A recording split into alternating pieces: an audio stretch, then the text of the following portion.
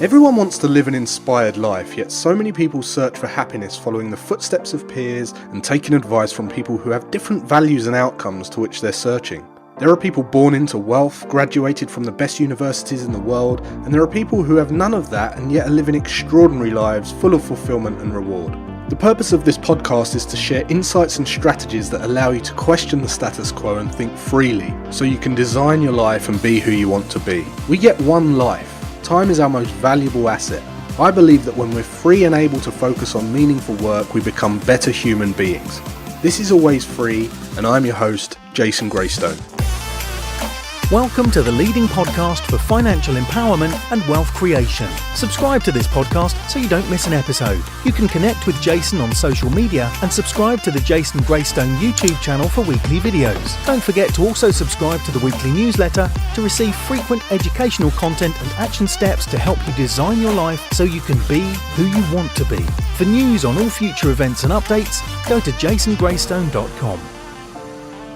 Well, welcome back to the podcast, guys. If you're listening to this for the first time, this is the number one podcast for financial empowerment and wealth creation. And if this is the first episode you're listening to, I highly recommend you go back to number one, because I kind of take you on a journey of what I did from when I was 21, 22 to up to 29 to achieve a level of financial independence that I now teach.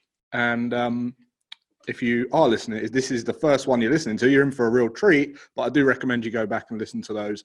So this week, the chaos continues. Interesting times. We're in the pandemic. We've just been hit by full lockdown in the UK. I think we're going to see this last for a couple of months at least yet.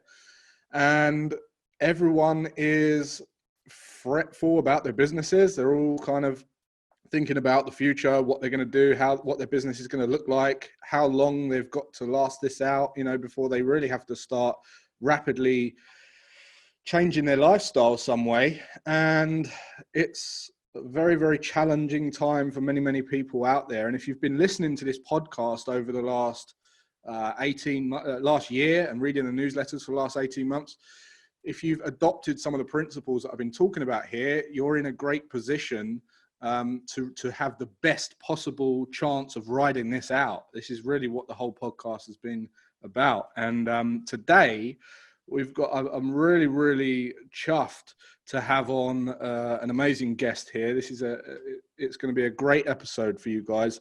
And I'm going to be talking with a great friend of mine called Sebastian Bates, who's been really, really riding this through and taking it by the horns. So, Sebastian Bates, I'm not gonna introduce him. I'm gonna let him introduce himself.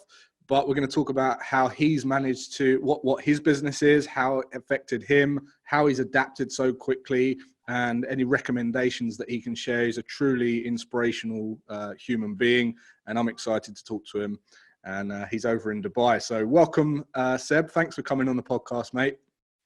Thanks so much for having me, mate. Good to be on. Tell us a little bit about who you are, mate. So who are you? What do you do?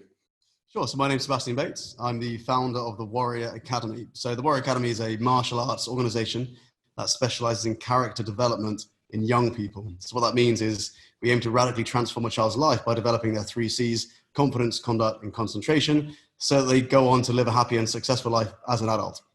So that's what we do. Amazing. And you're an author of a book? Yeah, that's right. Yeah. So I published a book called The Warrior Method, became a bestseller in 2018.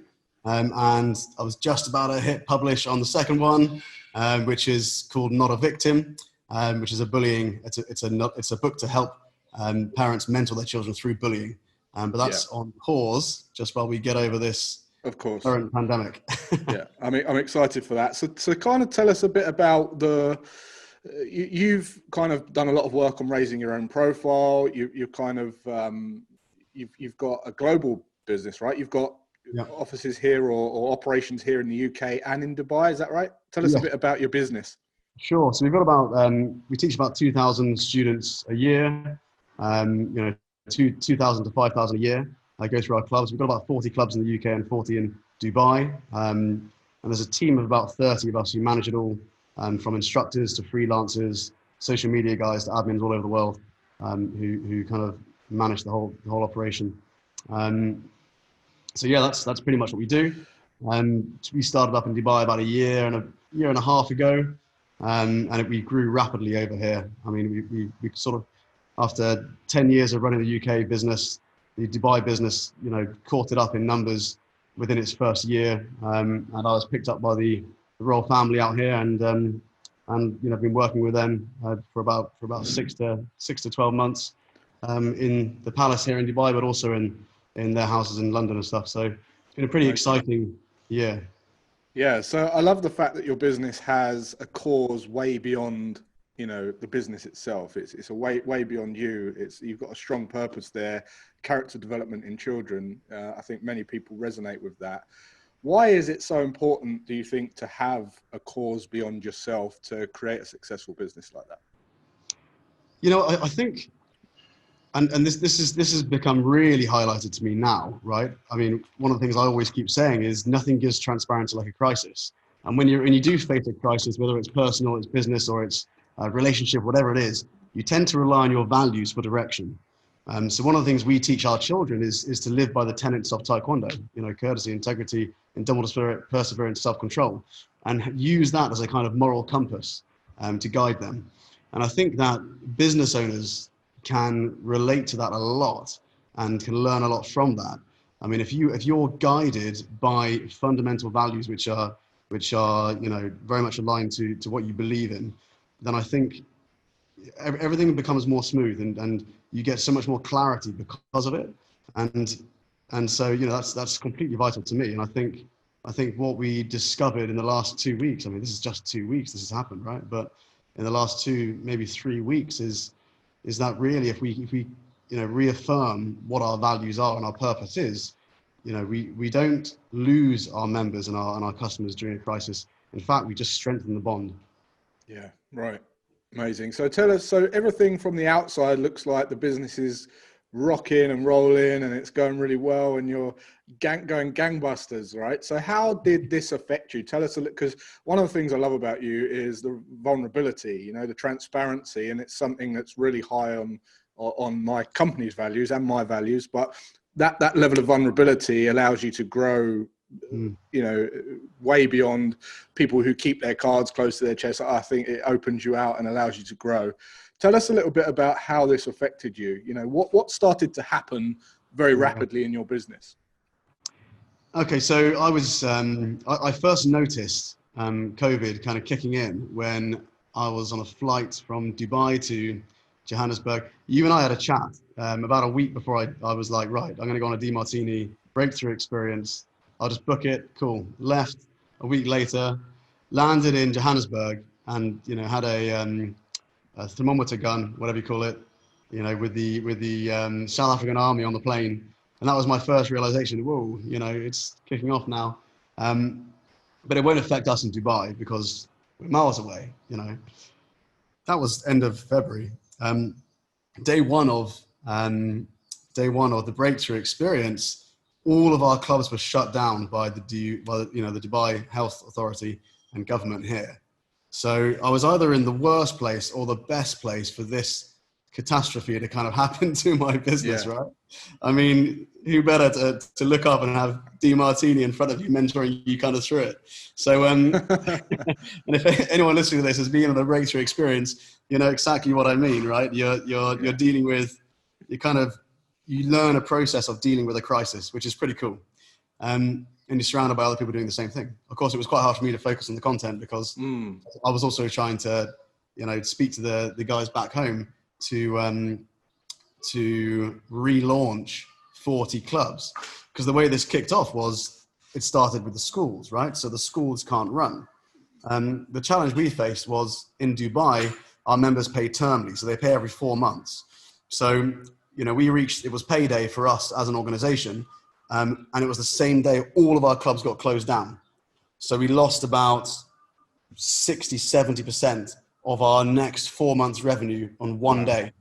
So it was like a very, very real, very, very raw shock. And it's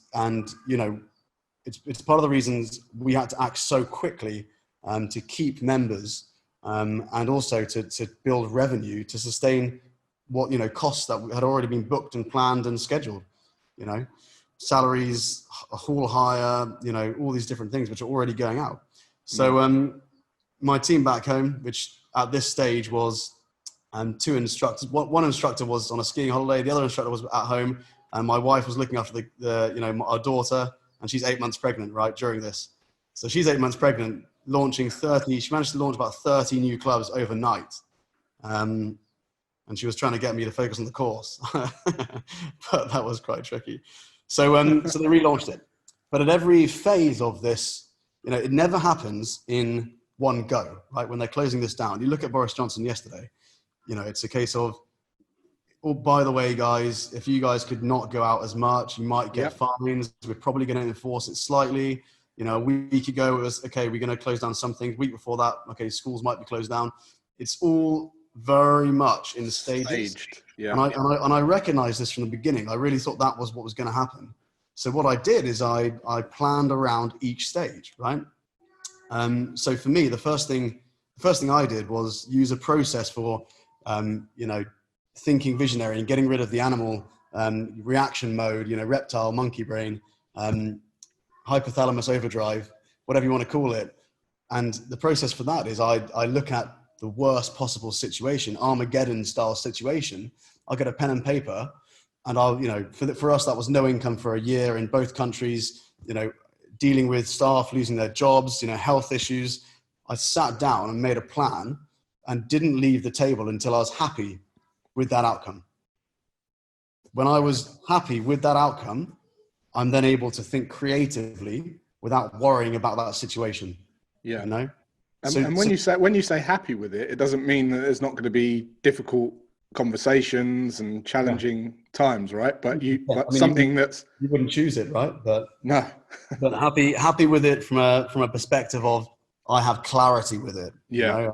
And if I need to deal with it, I'll deal with it, and I know what to do. Because a lot of the time, I see a lot of business owners. They're like, right, oh God, what should we do? We've got to quickly come up with a solution right now. And they're trying to think of a solution, but they're in scarcity mindset. Yeah. And they're reacting emotionally because they're drawn to this threat, which is Armageddon style situation.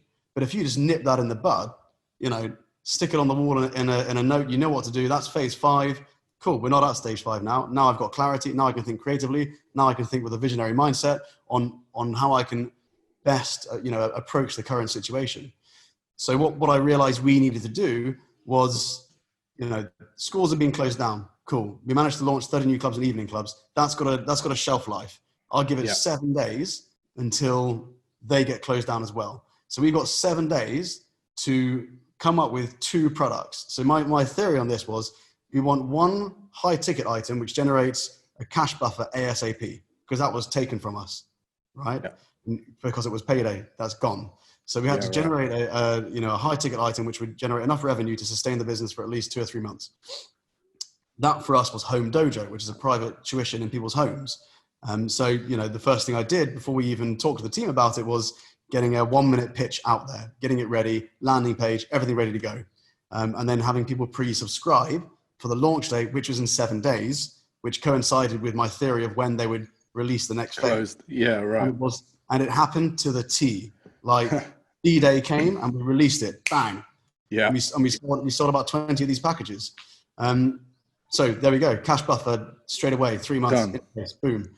Relieves the animal brain again. Right, exactly, yeah. And then it's a case of, okay, cool. Time to breathe, more clarity. Now I need to produce, by the time all this goes out, I'll give it 2 or 3 weeks until we're on lockdown, and that's no longer a possibility. So I've now got 2 or 3 weeks to have an online-only retainer subscription digital product, which I can run from my living room, and all the instructors can. And, that's the next phase, right? What was for us phase 3. So, of course, the whole way through this, we're slashing costs left, right, and center, 80% of cost gone.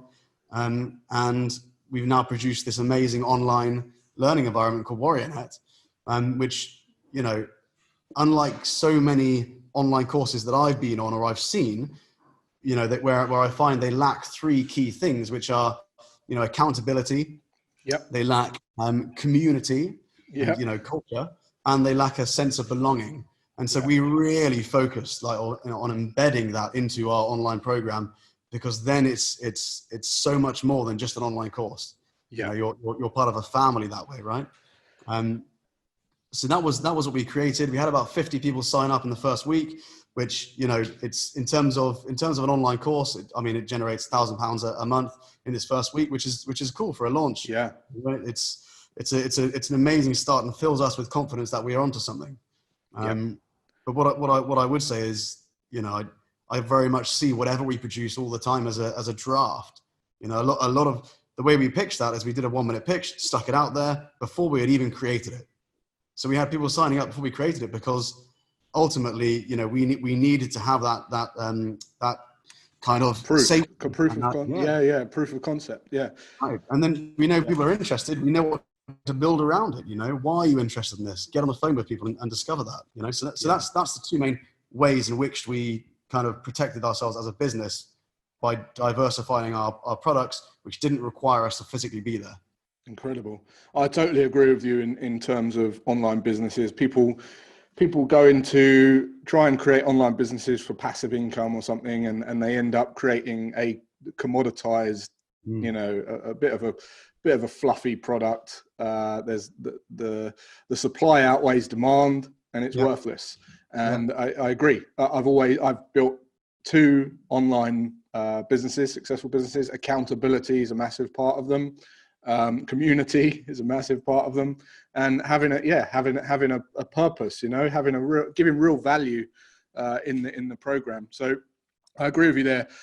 What would you say, because you mentioned about, I know you're a massive action taker, like you just do stuff, you get stuff done, and you can see that from how you've just transformed your business. But how would you, people listening to this now are probably thinking, but how do you relieve that animal brain? How do you get creative in times like this? How do you take action when you're most fearful and almost go into doing the complete opposite of what you naturally feel like doing? How do you do that? What helped with that with you?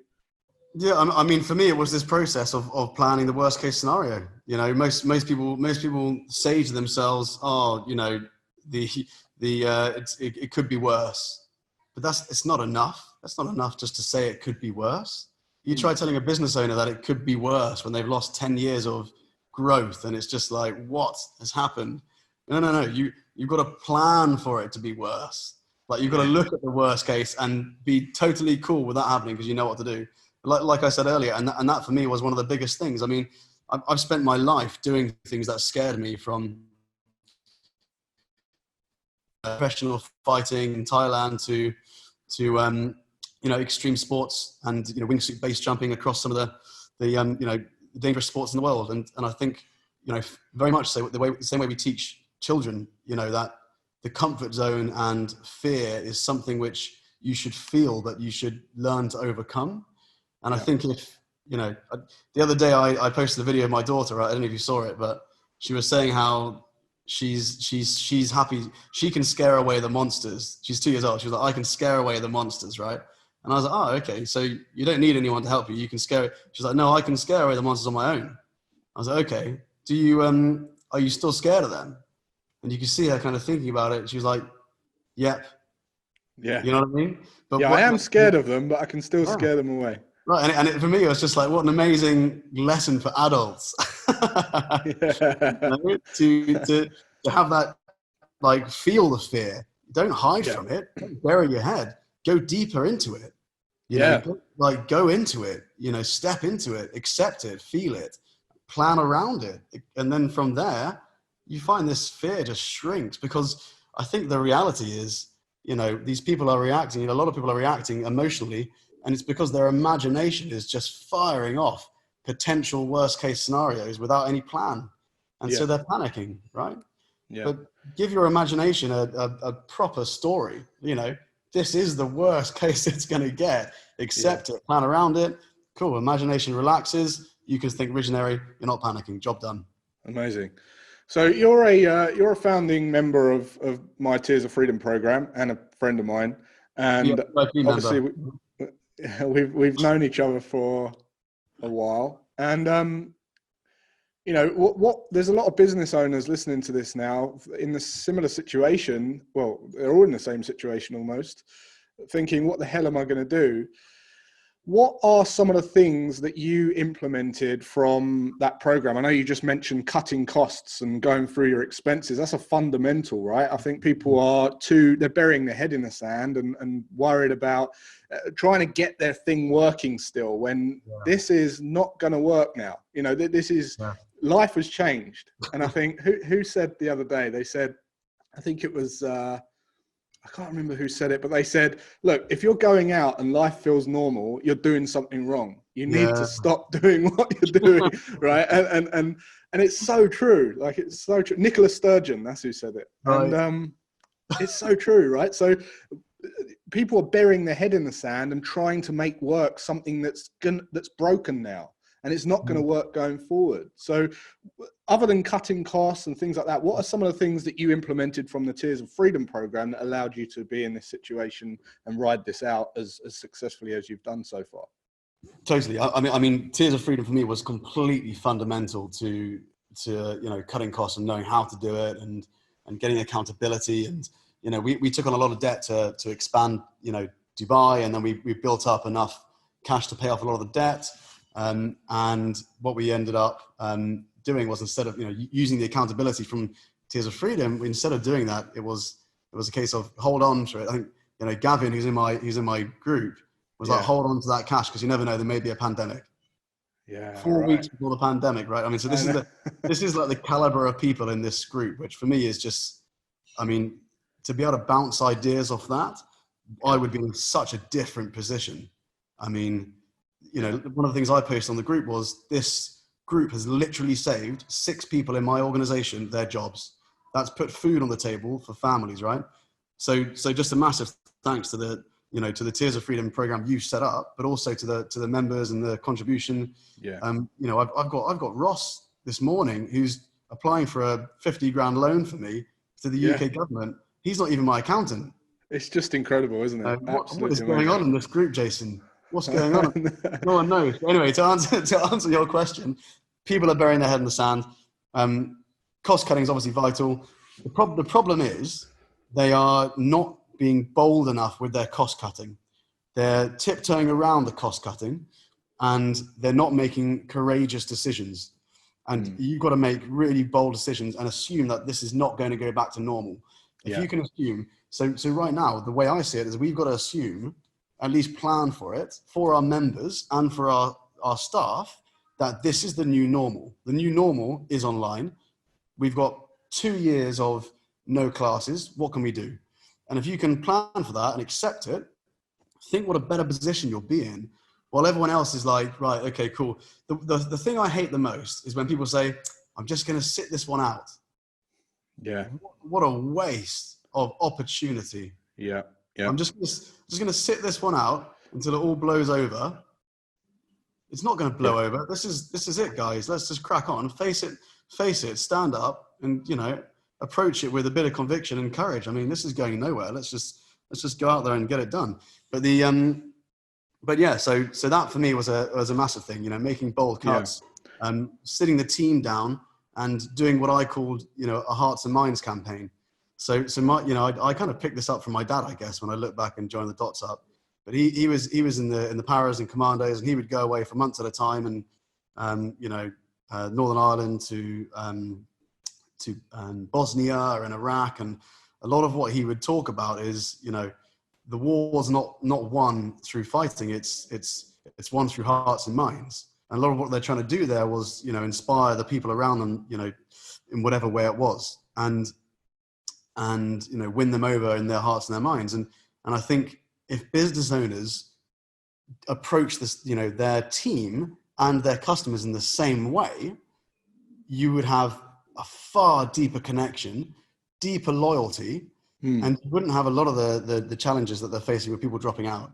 So, the first thing we did with our team was, we were like, right, what we're going through this, roger that. What are our parents of our students going through right now? And for me, it's like, well, they're self-isolating. They're homeschooling their own children and still paying for school fees. So they've got no time, they've got no money, they've got loads of stress. You know, what are we doing that is actually benefiting their life right now? How can we jump in, dive in, and almost resuscitate the situation? Yeah. And for me, it was a case of, you know, phoning up every single member. Bearing in mind, this is about 2,000 phone calls over like 4 weeks, right? And not just phoning up and saying, "Hi, this is Warrior Academy, just seeing how you're doing."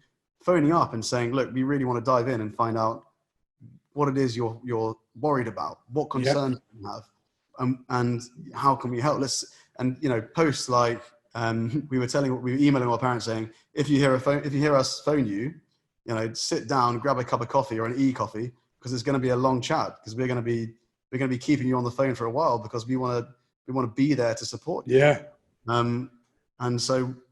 And from that, what we were doing is we were also gathering the language our parents were using to get a deeper insight into the challenges they're facing, which changed the way that we spoke to each other, changed the way we spoke to parents, changed the way we showed up online in our online courses and videos, and we were speaking as parents to parents. Does that make sense? Do you know what I mean? Yep. And that whole hearts and minds situation, we learned it in Dubai. And so when this closed down in the UK, boom, D-Day arrived, and we were already there. Like, set up for it. While every other provider in the UK is panicking on how they can shoot online courses using their iPhone at home on a lockdown, we had one of the most sophisticated martial arts online courses that I've ever come across. You know, we've got 6 years of content with accountability and a place for children to socialize online, managed by, you know, black belt teenagers and a family of, you know, parents. So it's like a whole different level and it fills your members with confidence when you've got clarity. Yeah. I think a lot of the time, you know, parents are, or, you know, communities are drawn towards calm, courageous and clear leadership. Yeah. And I think if you can pause for a second, not panic, put that across, people are going to be drawn towards that. Totally. And the fact that you just mentioned that you've spent time asking what the problems were, you know, when in times like these, when people go into panic mode and they haven't got a buffer or they haven't got their mindset right, they go very much selfish thinking. So it's like, what am I going to do? You know, what's my job going to look like? What's my future going to look like? where am I going to get my income? Whereas if people who will do well out of this are the people that serve and provide the most value. So I cannot stress enough that it's the most important time to ask how you can help people, right? But literally go out and serve people and you will always do well. Figure out what the problems are and give them life-changing value and you'll do all right. Which is exactly what you've done, which is just incredible, mate. Hats off to what you've done. It's just amazing and absolute privilege to know you, mate. Really is. Thank you, mate. Thanks for sharing that, Seb. Where can so you're online now. Tell us a little bit about your business and what you've offered up as a product now, because there's lots of people stuck at home right now, and you know, I guess there's always benefits and drawbacks to everything, right? But one of the benefits is no school. No, but well, you say no bullies. This one of my biggest concerns right now is mental health, right? I mean, if you imagine if you've got lots of children who are already being bullied, or already on the edge of their seat socially, and from a mental health perspective, they go home and they're self-isolating. Yeah. You imagine, you know, all of their socializing is now online. Parents know so little about how their children are socializing when they're online anyway. So what we wanted to do was kind of, you know how I spoke about the moral compass steering decisions? Yeah. We wanted to steer, you know, the way children socialize into an online forum we've created called Warrior Family Forum. And essentially, you know, it's an environment which is guided by strong values, which is hosted and maintained by other black belt students who have been with us 10 years and then overseen by our instructors, right? So that's a huge aspect of what we offer. It's the actual online socializing in a safe environment. That's one thing. Obviously there's WarriorNet, which is WarriorNet 2.0. It's basically, you know, the most intensive breakdown of tuition for a freestyle taekwondo club that I've come across. It's, you sign up and you can train an hour a day for 6 years, an hour a week for 6 years, sorry. And, it's drip fed to you. So 1 week you start up, you learn the basics, you end up doing quizzes and posting your success or wins or challenges on the forum. You get feedback from that. And from our perspective, I spoke about accountability being so important. We watch these accounts, we see who's engaging, and then 2 or 3 months down the line, we send private invites out to students to be assessed online for their next belt. So they're getting this one-on-one private coaching, which is all part of it, right? And as well as that, we've got 5 live classes going on every single day to unite our communities. Excellent. I mean, my son started doing martial arts a few years ago now, but his confidence when he started, he was being bullied at the time. His confidence just rocketed. I've never seen a transformation like it. And what you're doing, mate, is great. So if you're interested in reaching out to Seb, you can find him where? If you just go onto Facebook, type in the Warrior Academy and send us a message on there and we'll get back to you. Amazing. Well, I'm sure many business owners have found this valuable. I'm sure you've provided inspiration yet again. Thanks for coming on to the podcast. If you're more interested in Seb's services, you can find him on the links that you just said. I'll put those in the description as well.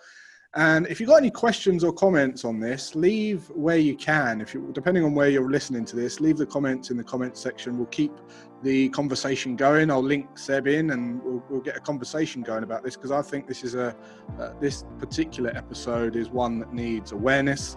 I think we need to open up a conversation about this, spread awareness on, encouraging children on their development and character building. So hope you enjoyed that, guys. That is it for this week. Stay safe, stay locked up, and until then, have a great rest of your day and weekend, and I'll see you then.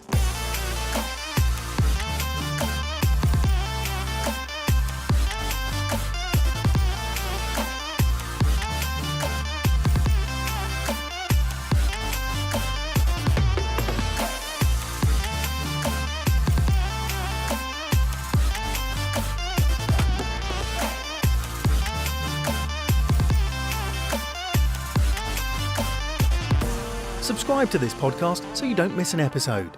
For news on all future events and updates, go to jasongraystone.com.